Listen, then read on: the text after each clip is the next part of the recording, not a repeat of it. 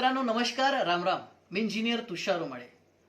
कोट्यावधी भारतीयांचं श्रद्धास्थान असलेलं प्रभू रामाचं मंदिर अखेरकार अयोध्येत तयार होत आहे आणि 22 तारखेला प्रभू रामाच्या मूर्तीची प्राणप्रतिष्ठा देखील होत आहे. खरं म्हणजे ही अत्यानंद देणारी गोष्ट आहे, सुखवणारी गोष्ट आहे. मात्र या मूर्तीच्या प्राणप्रतिष्ठेचा कार्यक्रमाचं जर बारकाईने निरीक्षण केलं तर असं वाटतं की जणू काही हा एखाद्या राजकीय पक्षाच्या प्रचाराचा कार्यक्रम आहे, जणू काही एखाद्या राजकीय पक्षाच्या नेत्याच्या स्मारक बांधण्याचा कार्यक्रम आहे. आणि म्हणून माझ्यासारख्या कवीला एक कविता सुचली. कवितेचं शीर्षक आहे माझा राम तुझा राम. माझा राम तुझा राम, माझा राम तुझा राम. माझा राम मर्यादा पुरुषोत्तम आहे, तुझ्या रामाला मर्यादाच नाही.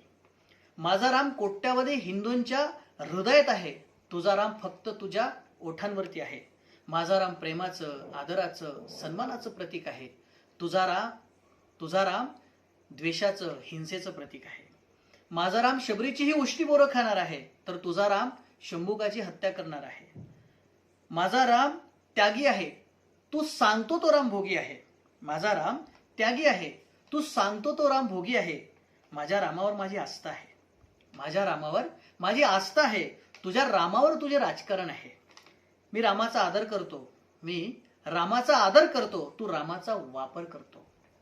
मी टाळ मृदुंगाच्या नादात रामाचे नामस्मरण करतो, मी टाळ मृदुंगाच्या नादात रामाचे नामस्मरण करतो.